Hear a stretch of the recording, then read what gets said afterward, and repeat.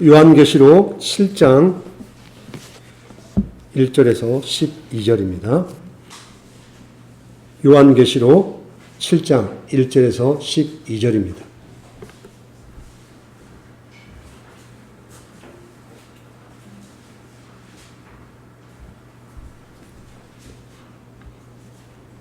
이 일 후에 내가 내 천사가 땅 내 보퉁이에 선 것을 보니 땅의 사방의 바람을 붙잡아 바람으로 하여금 땅에나 바다에나 각종 나무에 불지 못하게 하더라. 또 봄에 다른 천사가 살아계신 하나님의 인을 가지고 해 돋는 데로부터 올라와서 땅과 바다를 해롭게 할 권세를 받은 내 천사를 향하여 큰 소리로 외쳐 이르되 우리가 우리 하나님의 종들의 이마에 인치기까지 땅이나 바다나 나무들을 해하지 말라 하더라. 내가 인침을 받은 자의 수를 들으니 이스라엘 자손의 각 지파 중에서 인침 받은 자들이 14만 4천이니 유다 지파 중에 인침을 받은 자가 1만 2천이요 누벤 지파 중에 1만 2천이요 갓 지파 중에 1만 2천이요 아셀 지파 중에 1만 2천이요 납달리 지파 중에 1만 2천이요 므낫세 지파 중에 1만 2천이요 시므온 지파 중에 1만 2천이요 네이 지파 중에 1만 2천이요 이사갈 지파 중에 1만 2천이요 스불론 지파 중에 1만 2천이요 요셉 지파 중에 1만 2천이요 베냐민 지파 중에 인침 받은 자가 1만 2천이라. 이 일 후에 내가 보니 각 나라와 족속과 백성과 방언에서 아무도 능히 셀 수 없는 큰 무리가 나와 흰옷을 입고 손에 종려 가지를 들고 보좌 앞과 어린 양 앞에 서서 큰 소리로 외쳐 이르되 구원하심이 보좌에 앉으신 우리 하나님과 어린 양에게 있도다 하니 모든 천사가 보좌와 장로들과 내 생모들의 주위에 서 있다가 보좌 앞에 엎드려 얼굴을 대고 하나님께 경배하여 이르되 아멘 찬송과 영광과 지혜와 감사와 존귀와 권능과 힘이 우리 하나님께 세세토록 있을지어다 아멘 하더라. 여러분 관심도 있을 14만 4천 명이라고 하는 수가 기록된 본문 성경입니다. 우리가 있는 한국 사회 가운데 특별히 이단들이 이 14만 4천 명이라는 수를 가지고 어떤 구원에 대한 특정 집단이나 어떤 그룹의 어떤 특별성을 강조하기 위해서 이 숫자를 인용하고 있지 않습니까? 그러기 위해서 그러면 성경에 분명히 14만 4천 명이라는 숫자는 분명하게 있는 거잖아요. 그렇지 않습니까? 그러면 말 그대로 14만 4천 명이라고 하는 그 숫자에만 해당되는 표현이냐는 거예요. 구원의 백성에 대한 완성의 수가 그 수인지 그걸 이해하기 위해서는 오늘 이 성경이 등장하는 6장의 관계를 잘 이해를 해야 합니다. 그러니까 말 그대로 국어 실력이 필요한 내용이에요. 정말로.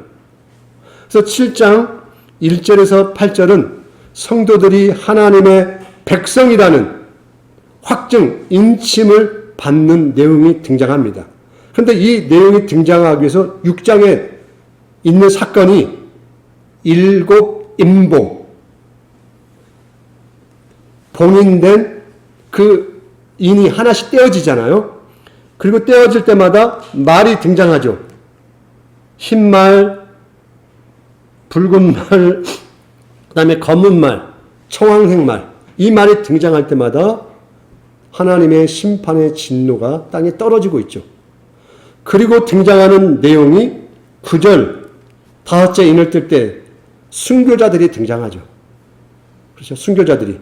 그리고 우리처럼 이 고통당하고 죽은 우리의 이 억울함을 하나님 풀어주셔야 하지 않겠습니까? 라고 하니까 11절에 너희들처럼 죽음을 당하여 그 수가 차기까지 하리라 말씀을 한다라는 것입니다.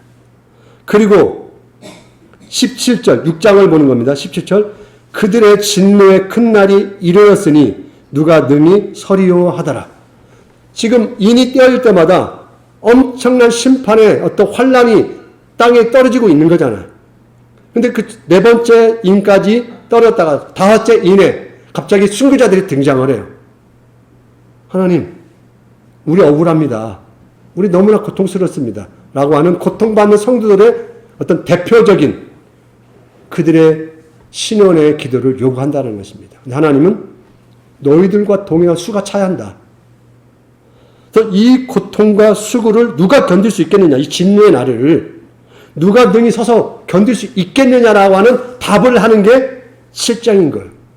그러면 순교자들처럼 믿음으로 이 고통을 견뎌하는데 누가 견뎌낼 수 있을까? 라는 의문에 대해서 7장이 답을 하는 것입니다. 그러면 여러분 이제 교회방을 이제 보시면 제가 하나 좀 올려드리겠습니다.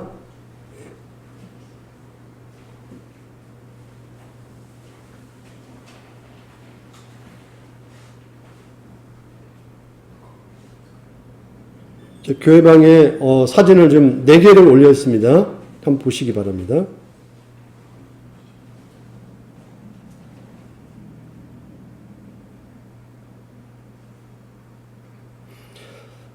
자, 여러분, 자, 첫 번째 그림은, 인이라는 게 뭐지?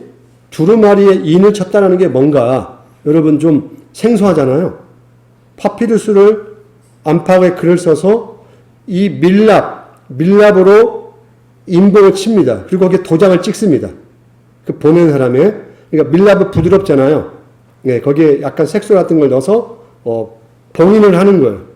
그 봉인이에요. 이 봉인이 하나, 둘, 셋, 4개까지 떨어져서 말이 등장한 거예요, 말이.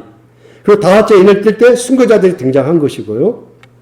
그리고 계속해서 여섯째 인을 뜰 때 이제 천지의 어떤 새로운 개벽과 같은 일들이 벌어지면서 이제 마지막 7인이 등장하기 전 이 간극 사이에 마치 우리가 뭐랄까 막간, 연극이나 영화로 막간에 지금 14만 4천 명과 관련된 이야기가 등장하는 것입니다. 여러분 사진을 더 넘겨보시기 바랍니다. 그 다음에 그 말 그림이 나오죠. 말 사진이. 네. 이러한 환상의 내용을 지금 요한이 본 겁니다.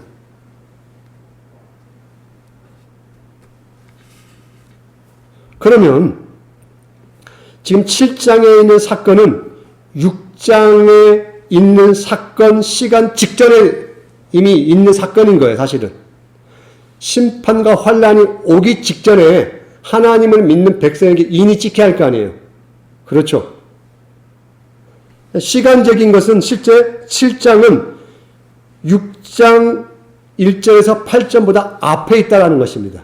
이게 선행된 후에 6장에 있는 심판의 내용이 등장을 하는 것입니다. 그리고 7장 9절에서 17절 이제 이 하나님의 14만 4천 명이 누리는 복에 대해서 설명하잖아요. 그렇죠? 16절에 보면 그들이 다시는 줄이지 아니하고 목마르지 아니하고 해나 아무 뜨거운 기운에 상하지 아니하리니 그 다음에 생명수 생문을 먹는다. 이 내용들이 요한계시록 21장, 22장에 나오는 내용들이에요. 그러므로 7장 9절에서 17절은 최후의 심판 이후에 초점이 맞춰져 있다는 것입니다. 그러니까 이 7장의 내용의 위치가 어디 있는가를 좀 잘 기억하시라는 것입니다. 그리고 7장 1절에 이 일 후에 지금 이것을 요한이 어떻습니까? 이후라는 것. 이걸 지금 본 거예요. 이걸 눈으로 좀 본 거고요. 이 상황을 눈으로 본 것이고, 그 다음에, 들은 것이고, 4절 보면요. 내가 인침받은 자의 수를 들으니, 이걸 보고, 듣고, 9절에 이후에 내가 보니, 13만 4천 명을 숫자로 그냥 들은 거예요. 그리고 13만 4천 명을 눈으로 확인하니까 어때요? 수많은 물인 거죠. 숫자적 14만 4천 명이 아니라는 거예요. 물론 이제 그 12,000명, 12,000명, 12,000명 그 내용을 제가 이제 뒤에서 설명하겠지만 조금 흐름을 이해하시라는 말씀으로 좀 전체를 한번 쭉 훑었습니다. 그러면 왜 인을 치게 되었냐는 거예요. 하나님께서 이스라엘 백성들에게. 성도들이 믿음과 그 믿음의 결과로 얻은 구원을 잃지 않도록 하나님이 보호하시겠다라는 것입니다. 성도들에게 있는 그 표가 다가오는 이 진노의 심판의 역사 속에서 견딜 수 있는 믿음의 동력이 되어진다는 것입니다. 여러분 혹시 이스라엘 백성들이 홍해 바다를 건너기 전, 가나안 땅에 들어가기 전 마지막 10번째 재앙 때 그 죽음의 재앙을 건너가기 위해서 어떤 일을 행하죠? 집집마다 어린 양을 잡아서 자기 집 문설주에 피를 바르잖아요. 피를 바를 때 죽음의 사자가 어떻게 합니까? 넘어가잖아요. 그와 마찬가지로 이 인침을 받음으로 통하여 이스라엘 백성이 구원을 받은 것처럼 하나님의 백성들은 하나님의 인침을 통하여 이 환난과 고통의 시간을 믿음으로 감당함을 설명하고 있다라는 것입니다.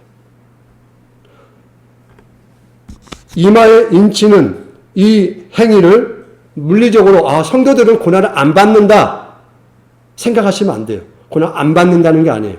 순교자들이 뭐라고 기도합니까? 우리의 억울함을 해결해 주세요 라고 하니까 하나님이 답을 하죠. 너희같이 고통의 시간을 견디는 자가 있어야 한다는 거예요. 그 수가 다 차한다는 거죠. 그럼 우리가 그동안 들었던 일반적인 얘기, 7년 대환란. 익숙하잖아요. 어떤 사람은 7년 대환란을 우리는 받지 아니하고 휴거해서 공중에서 예수님과 함께 신나게 잔치를 누린다고 생각하는 사람도 있잖아요. 잘못된 생각이에요. 성경은 환난과 핍박과 고난을 성도들에게 면제시킨다는 말이 없어요. 오늘 이 본문에 분명히 너희와 같은 과정의 사람이 필요하다라고 분명히 이야기한단 말이에요. 그래서 이 고통의 여러 환난이 실제 성도들의 삶에 찾아오는 거예요. 그러면 그 인친다는 게 뭐예요? 그러면 괜히 왜 인칩니까? 어차피 고통을 당하는데 바로 이 인침을 받았다는 것은 그가 예수 그리스도를 믿는 믿음과 하나님의 구원의 약속이 확증되어진다는 거죠. 결코 환난과 핍박과 죽음과 어둠이 너희를 하나님과 나 사이를 갈라놓지 못하리라. 구원이라는 게 바로 그렇다는 겁니다. 하나님의 인침의 약속이라는 것은 성도의 시련, 성도의 고통 속에서도 믿음이 그 이기는 힘을 발휘한다는 것입니다. 그러므로 오히려 환난과 시련은 성도들의 믿음을 더욱더 견고하게 만드는 수단의 역할을 하게 됩니다. 그런 의미에서 영적인 하나님의 보호하심인 것입니다.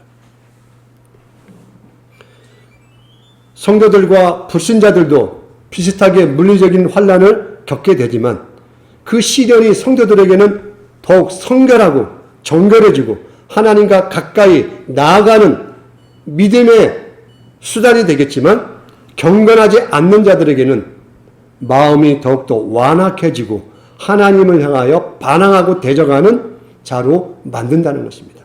마치 바로가 10가지 재앙을 만날 때 오히려 마음이 강팍해진 것처럼. 그러므로 그 강팍함을 통하여 심판의 강도는 더 세지는 거죠. 그 심판의 과정 속에서 성도들은 하나님이 우리를 어떻게 지키시고 보호하신가를 경험하게 된다는 것입니다. 그러므로 이 인을 친다라는 것은 인증한다. 합법적인 절차를 통하여 하나님께서 이들이 누구의 사람인가 그 소속을 명확히 하는 것입니다. 고대 사회에는 노예의 이마에 인을 찍었습니다. 불도장을 찍은 거예요. 불도장을. 그래서 그 사람이 누구의 소유인지, 누구의 종인 건지, 동일하게 우리도 하나님의 인침을 받음으로 말미암아 우리는 하나님의 사람, 하나님의 소유, 하나님의 종이라는 것을 드러낸다는 것입니다. 환난이 오고 핍박이 오지만 우리의 소유권은 하나님께 있다는 것입니다. 그러므로 이 인은 하나님의 이름과 동일시하는 것입니다. 특별히 왜 인이 등장하느냐? 그 이유가 있습니다. 왜 믿는 사람의 이마에 인을 찍는다는 그런 표현이 등장하는지 13장 17절을 보겠습니다. 좀 귀찮아도 찾으시기 바랍니다.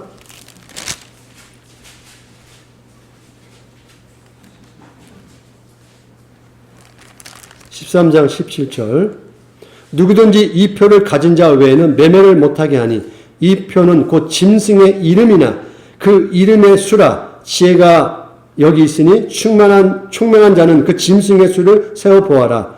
그것은 사람의 수니 그 수가 666이니라. 바로 믿지 않는 자들의 이마와 손에 인침이 있단 말이에요. 거기에 반해서 하나님을 믿는 백성들에게는 하나님의 인침이 있다는 것입니다. 사단도 자기의 이름과 자기의 표를 불신자에게 주듯 여기에 반대되는 하나님의 인침이 우리 성도들에게 있다는 것입니다.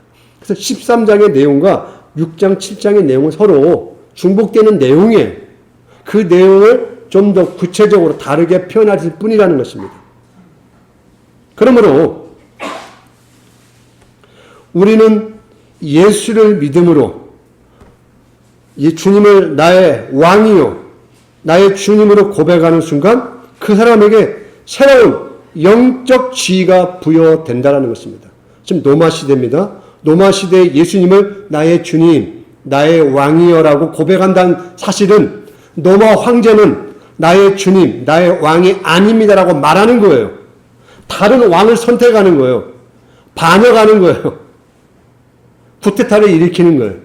새로운 왕을 모셔드리는 거예요. 이 땅을 지배하는 노마 황제가 있는데 노마 황제를 나는 왕으로 섬길 수가 없어. 오직 예수를 나의 주님, 나의 왕으로 믿는 겁니다. 그래서 나는 그 소유자인 소유권에 인을 맡겠습니다라고 하는 것 같다는 것입니다. 그러나 불신자들, 오늘 사단에 사로잡힌 자들은 666이라고 하는 성경에서 표현되는 그 언어로 그들의 인을 맡게 된다는 것입니다. 지금 쌍벽을 이루고 있는 거죠. 하나님의 입맞은 자와 짐승의 표를 받은 자가 지금 어떤 의미에서 영적 충돌이 이 세상에서 일어나고 있는 거예요. 그걸 이 환상과 이 판타지 같은 이 그림으로 지금 설명을 하고 있다는 것입니다. 이렇게 입맞은 자의 무리의 수가 14장에서는 14만 4천 명이 등장하는데 땅에서 속량을 받은 자라고 표현해요. 이 사람들을. 이 말은 무슨 말이에요? 예수님의 피로 죄용사함을 받았다라는 거예요.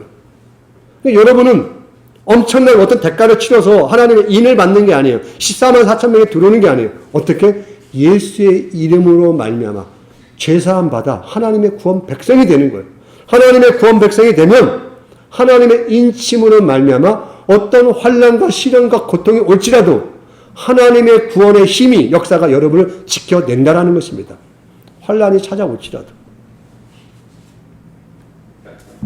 예수께서 온 세상에서 구원하신 그 사람들의 세상의 힘과 어떤 정치적인 권세도 하나님의 은혜로부터 떼어낼 수가 없다라는 것입니다.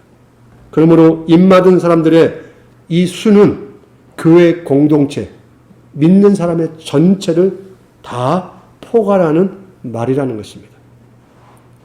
이들이 입맞은 집단이기 때문에 소위 말하는 이단 종파들이 말하는 어떤 특정 집단에 들어가야만이 구원을 받거나 마치 또 지금도 인을 쳐준 사람이 있어요. 이 이단 교주 가운데는 내가 인을 쳐줘야 돼요. 뭐 침을 발라서 이렇게 해주든 자기들이 만든 도장을 이마에 정말 찍든 그런 게 아니라는 것입니다.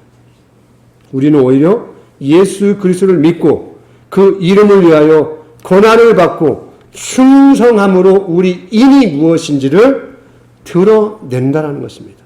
그러면 여러분 이제 궁금하죠. 14만 4천 명이 왜 등장했는가? 14만 4천 명은 먼저 구약의 민수기에 등장하는 이스라엘 백성들의 수를 헤아리는 거기서 등장을 합니다. 군대 조직을 만들기 위해서 이스라엘 백성들의 숫자를 파악을 합니다. 민수기에 등장을 해요. 그러면 이 본문은 무슨 본문이에요, 지금? 하나님의 백성들이 전투적 삶에 부름받은 거예요. 어떤 영적 전투의 삶에. 그래서 이들이 마치 군사의 수를 헤아리는 거죠. 각 지파에 12,000명, 1,000명 단위로 구분을 합니다. 1,000단위가 군대 조직의 단위예요. 그래서 한 지파마다 12개 조직이 있는 거죠. 1,000명씩 해서. 그래서 그 지파마다 어떤 의미에서 구분이 12군단이 만들어서 14만 4천 명이 구성이 되는데, 이 안에는 신약의 교회 12제자의 수가 포함이 된다는 것입니다. 이거 무슨 근거로 이렇게 말할 수 있나요? 여러분, 이야기할 수 있죠. 여러분, 뒤에 21장에 보면 새 예루살렘이 등장합니다. 새 예루살렘이 등장하는데, 예루살렘 성곽의 문에 12제자의 이름이 기록되어 있어요.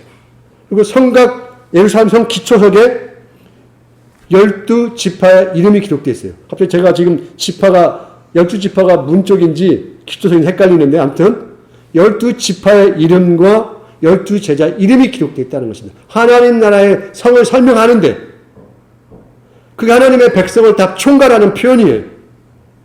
그래서 12지파, 12사도, 그리고 1,000단위로 숫자를 구분했다고 했잖아요. 1,000은 많은 것을 상징해요. 무한히 많음을 상징하는 거예요. 그래서 12 곱하기 1,000 해서 14만 4천 명이 등장하게 되는 것입니다. 그리고 12 곱하기 12 하면 144잖아요. 그 144에 1,000을 곱하기도 합니다. 왜 그러느냐? 우리가 요한계시록 21장 17절에 보면 예루살렘의 성곽이 등장해요. 성곽이 144 규빗으로 나와요. 굳이 144라고 이유가 있어요. 12 곱하기 12를 해서 144가 나와서 예루살렘 성곽을 144 규빗이라고 해요. 근데 그 어마어마한 성이 144 가지고 지켜지겠냐는 거예요. 그 70m밖에 안 돼요. 말이 안 되잖아요. 그 말은 무슨 말이에요? 단순히 문자적인 이야기를 하려는 게 아니라 12와 12가 만들어내는 144, 144에 1,000을 곱할 때 14만 4천이 만들어지는 무한대의 숫자의 완전성을 표현하기 위해서 14만 4천 명을 이야기한 거예요. 그러면 신천지에서 말하는 14만 4천만 구원받는다고 하면 성경이 문제가 돼요. 헬라어 성경을 보면 14만 4천 명은 남자만 해당이 돼요. 그것도 20세 이상만. 그리고 20세 이상도 결혼을 안 해야 돼요. 14장에 보면. 결혼하지 않은 자, 순결을 지킨 자. 그러면 여기 몇 사람 구원받은 사람이 우리 결혼 안 한 우리 진현이, 그 다음에 동균이, 그 다음에 저 20세가 안 되잖아요. 우리 진서는. 두 사람밖에 구원 못 받아요. 헬라어는 남성형으로 써 있어요. 명확해요. 그러니까 성경을 조금 유심히 읽으면 그런 주장들이 얼마나 무식한지 그냥 보여지는 거예요. 문자대로 하면 20세 남자에 결혼하지 않는, 그것도 전투가 가능한, 이게 지금 군대 조직을 설명하는 거거든요. 그러면 하나님께서 그러한 자를 말세에 구원하기 위해서 13만 4천 명을 구원한다? 그럼 과거의 구약시대 인물은 어떻게 돼, 그러면? 구약시대 인물은 또 어떻게 되냔 말이에요. 신약에 이미, 그럼 14만 4천 12제자는 이름은 빼하나요? 그건 빼하나, 붙이하나? 생각해보면 얼마나 비합리적인 내용들이 많다라는 것입니다.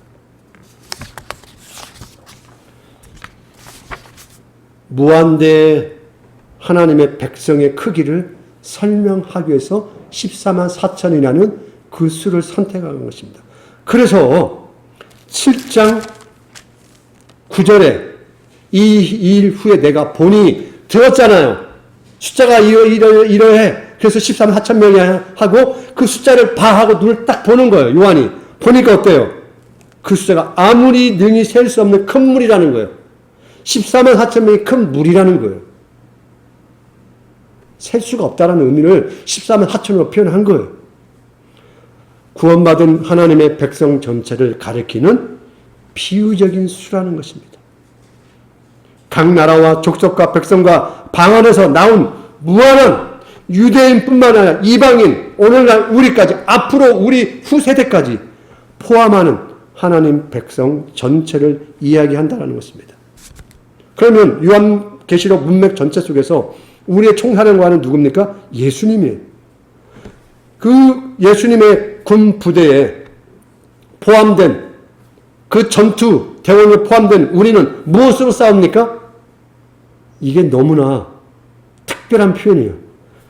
성경은 이 예수님을 뭐라고 표현해요? 총사령관을 군대 총사령관 어린 양이라고 표현해요. 어린 양이 무슨 총사령관이에요? 죽음을 당하신 어린 양이라고 요한계시록 표현해요. 요한계시록만 나오는 표현들이에요. 죽음을 당하신 어린 양이 전쟁을 할 수 있습니까? 그러면 승리를 어떻게 쟁취하느냐? 예수님은 십자가의 죽음이라는 역설적 방식으로 승리하시는 거예요. 그러면 그 예수님을 따르는 하나님의 백성들은 어떻게 승리를 합니까? 믿음과 고난과 순교로 승리하게 된다는 것입니다. 어린 양이 어디로 인도하든지 어린 양의 삶, 죽음으로 승리했던 것처럼 어린 양의 승리하신 그 방식으로 고난의 시간을 인내로 승리한다는 것입니다. 요한복음 전체 문맥과 맞지 않습니까? 그러므로 하나님께서 자기의 백성으로 인친 자들, 그들은 하나님의 피로 씻음 받은 자들이요. 그들의 마음과 심장과 삶 전체는 예수의 이름에 소유권이 되어 있기 때문에, 예수의 이름이 그들에게 있기 때문에, 소유권이 예수님께 있기 때문에 영원히 주님이 떠나지 않는다라는 것입니다. 어린 양 대신 예수님의 이름과 표는 하나님께서 믿음의 성도들과 함께 하신다라고 하는 절대 주권의 표시라는 것입니다. 그걸 누가 지울 수가 없는 거예요. 그러므로 하나님께서 마지막까지 교회를 지키실 뿐만 아니라 여러분을 지키십니다.